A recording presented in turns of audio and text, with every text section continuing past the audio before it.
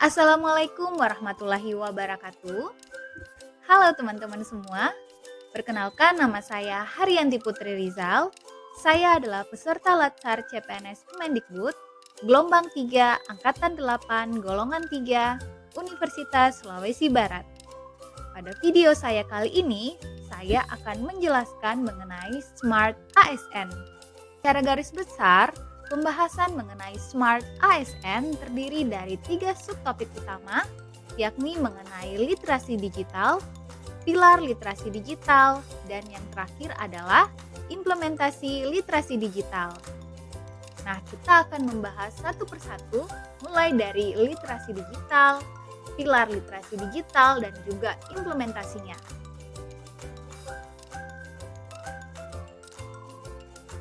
Nah, kita mulai dengan dunia digital. Pandemi COVID-19 telah mengantarkan dunia pada sebuah masa revolusioner dengan berpindahnya sebagian kehidupan manusia menuju dunia tanpa batas, yakni dunia digital. Sebagai contoh, di dunia pendidikan, pembelajaran yang sebelumnya dilakukan secara offline atau luring kemudian berubah menjadi pembelajaran yang dilakukan secara online. Selain itu, kegiatan-kegiatan pelatihan seperti seminar juga beralih dari kegiatan yang dilakukan pada umumnya luring, tapi dialihkan menjadi kegiatan secara online, atau saat ini kita kenal dengan istilah webinar. Nah, hal ini menuntut semua orang untuk bisa beradaptasi dengan perubahan yang terjadi, termasuk seorang aparatur sipil negara atau ASN.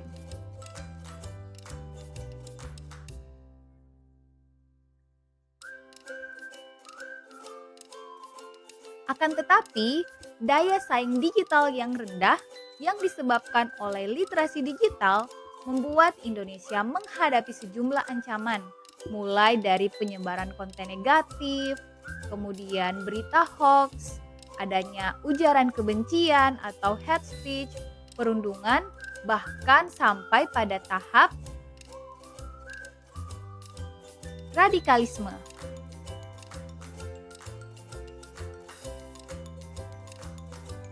Menghadapi hal tersebut, sangat perlu pemahaman mengenai literasi digital. Nah, apa sih literasi digital itu?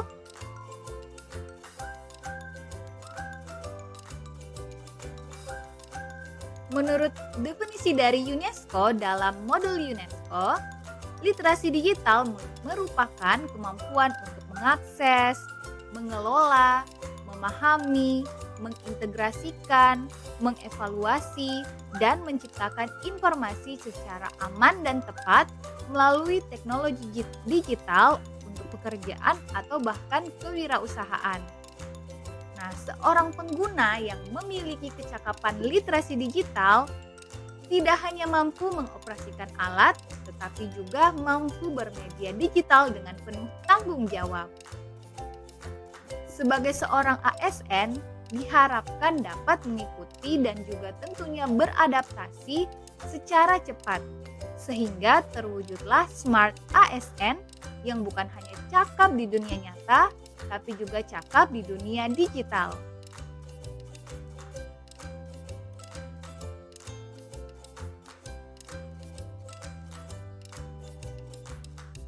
Menurut Kominfo sendiri, menjabarkan literasi digital ke dalam 4 kompetensi, yakni media digital atau digital skills, budaya menggunakan digital atau digital culture, aman menggunakan media digital atau digital safety, dan yang terakhir adalah etis menggunakan media digital atau digital ethics.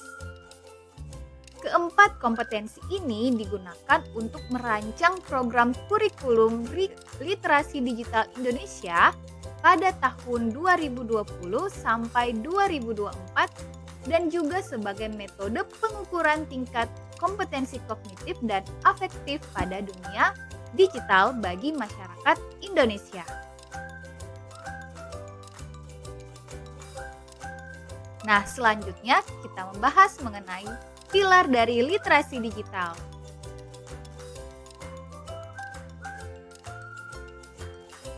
Pilar literasi digital ini berdasarkan pada 4 kompetensi digital yang sudah dijabarkan oleh Kominfo, yakni etika, keamanan, budaya, dan kecakapan bermedia digital.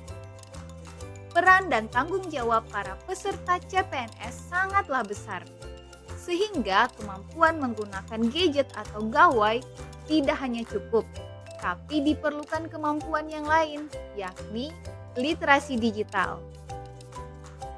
Literasi digital yang saya sebutkan tadi wajib untuk dikuasai oleh seluruh peserta CPNS. Jangan sampai lupa ya. Nah, kita akan membahas satu persatu. Yang pertama adalah etika digital. Etika digital merupakan panduan etis dan kontrol diri atau self-controlling dalam menghadapi perbedaan-perbedaan dalam menggunakan media digital. Nah, kenapa media digital sangat memerlukan etika? Karena ada 3 alasan. Yang pertama, meningkatnya pengguna internet yang sangat drastis, tidak hanya dari jumlahnya dan juga aksesnya, tapi juga dari segi durasi. Kemudian, alasan yang kedua adalah perubahan perilaku dari media konvensional yang sering kita jumpai pada tahun-tahun sebelumnya, membawa ke media digital yang cepat dan juga instan. Hal ini membawa pada perubahan perilaku dari cara belajar, bekerja, berinteraksi, dan bahkan cara berkolaborasi. Kemudian, alasan yang ketiga adalah situasi COVID-19 saat ini menyebabkan berintensitas tinggi untuk menggunakan gadget, dan ini terus meningkat. Tentunya, media digital yang telah menyatukan pengguna digital yang dari berbagai latar belakang dan juga kompetensi membutuhkan panduan etis atau kontrol diri, yakni etika digital yang digunakan dalam berinteraksi di media digital. Pilar yang kedua adalah budaya bermedia digital. Budaya bermedia digital merupakan kemampuan individu dalam membaca, menguraikan, membiasakan, kemudian memeriksa dan membangun wawasan kebangsaan, nilai-nilai Pancasila dan Bhinneka Tunggal Ika dalam kehidupan kita sehari-hari. Nah, tentu saja berdasarkan pengertian dari budaya bermedia digital ini berarti bahwa seluruh tingkah laku kita di dunia digital harus berdasarkan pada nilai-nilai Pancasila dan juga Bhinneka Tunggal Ika. Salah satu contohnya yaitu penggunaan nilai-nilai Pancasila dalam berkomunikasi melalui media sosial antar sesama manusia, terutama dalam menjalankan tugas-tugas sebagai seorang ASN, khususnya bagi saya adalah seorang dosen ASN.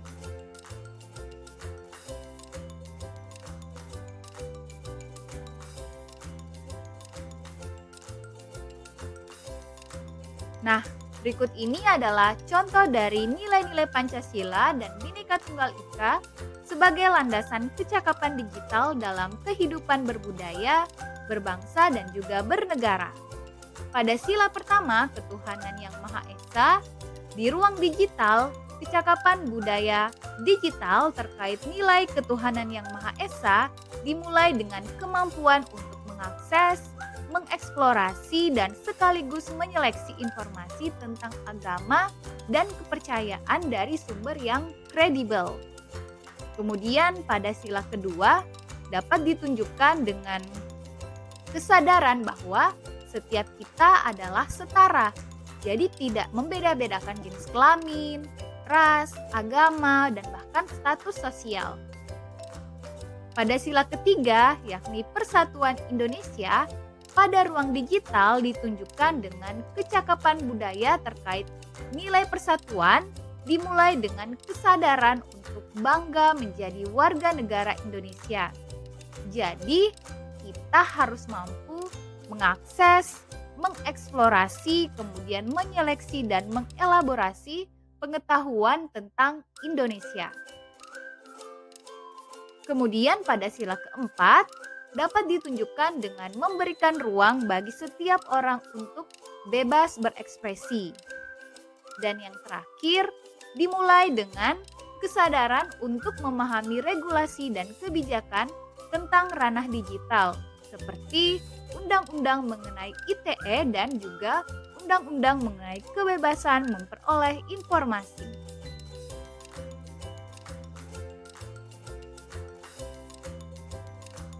Pilar digital berikutnya adalah aman bermedia digital. Merupakan kemampuan individu dalam mengenali, mempolakan, menerapkan, menganalisis, menimbang dan meningkatkan kesadaran keamanan digital dalam kehidupan sehari-hari. Sebagai contoh, untuk menghindari kata sandi yang kita miliki diketahui oleh orang lain, kita dapat menggunakan fitur finger authentication atau menggunakan face recognition atau bahkan bisa mengaktifkan two-step verification. Hal ini dapat melindungi sandi yang kita gunakan dalam bermedia digital. Nah, pilar literasi digital yang terakhir adalah kecakapan bermedia digital. Merupakan kemampuan individu dalam mengetahui, memahami, dan menggunakan perangkat keras dan piranti lunak teknologi informasi dan komunikasi, serta sistem operasi digital dalam kehidupan sehari-hari. Sebagai contoh, perangkat lunak dan perangkat keras seperti mengenai komputer, kemudian notebook, dan handphone. Sedangkan untuk mesin pencari informasi seperti Google, Yahoo, Bing, dan aplikasi percakapan dan media sosial seperti Instagram, WhatsApp, Twitter, dan juga YouTube. Serta yang terakhir, kemampuan individu dalam memahami dan menggunakan dompet digital seperti ShopeePay, GoPay, dan transaksi digital seperti virtual account.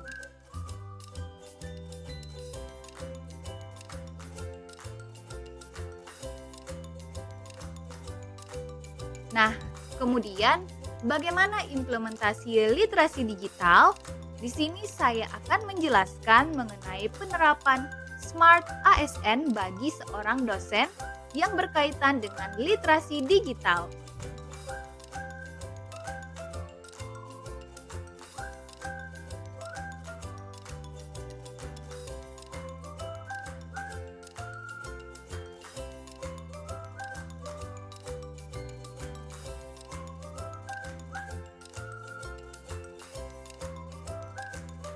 Nah, Smart ASN dapat ditunjukkan dengan profil antara lain integritas, nasionalisme, profesionalisme, wawasan global, menguasai IT dan bahasa asing, hospitality, networking, dan entrepreneurship. Nah, semua ini merupakan profil yang harus ditunjukkan bagi seorang ASN yang smart dan tentunya harus juga dikaitkan dengan literasi digital.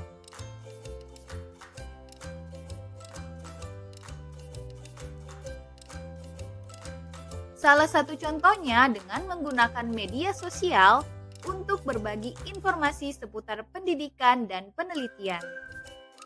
Jadi, sosial media dapat dimanfaatkan untuk saling bertukar informasi seputar dunia pendidikan maupun penelitian.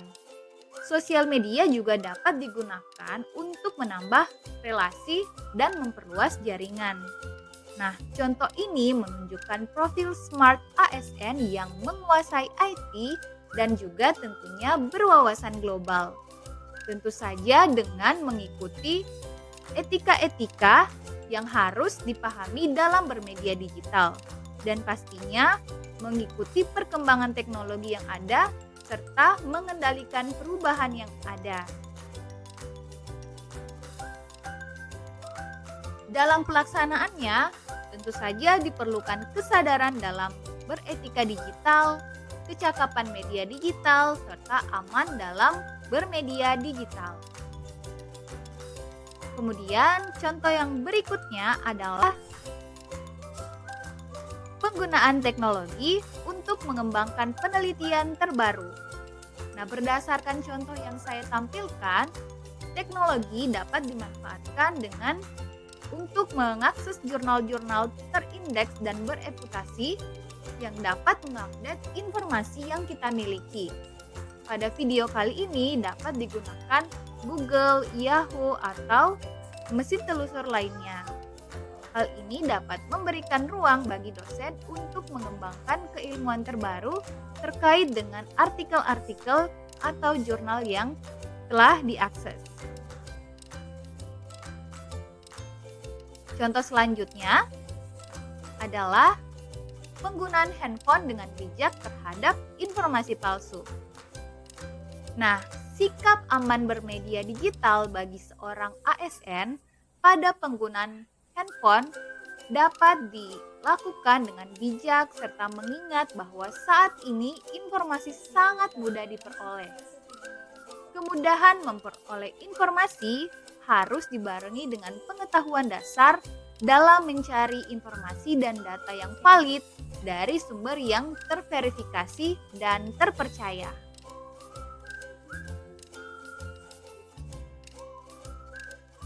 Contoh yang terakhir adalah memanfaatkan aplikasi produk IT untuk menambah pengetahuan.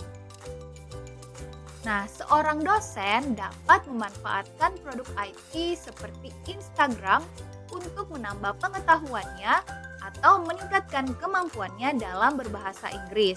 Misalkan dengan mengikuti akun-akun pembelajaran bahasa Inggris. Sehingga dengan mengikuti akun-akun pembelajaran bahasa Inggris, seorang ASN dapat meningkatkan kompetensinya dalam pemahaman bahasa asing. Hal ini juga sebagai salah satu profil dari Smart ASN. Demikianlah video saya kali ini. Terima kasih kepada teman-teman yang sudah menonton. Sampai jumpa di video saya yang berikutnya. Assalamualaikum warahmatullahi wabarakatuh. Bye.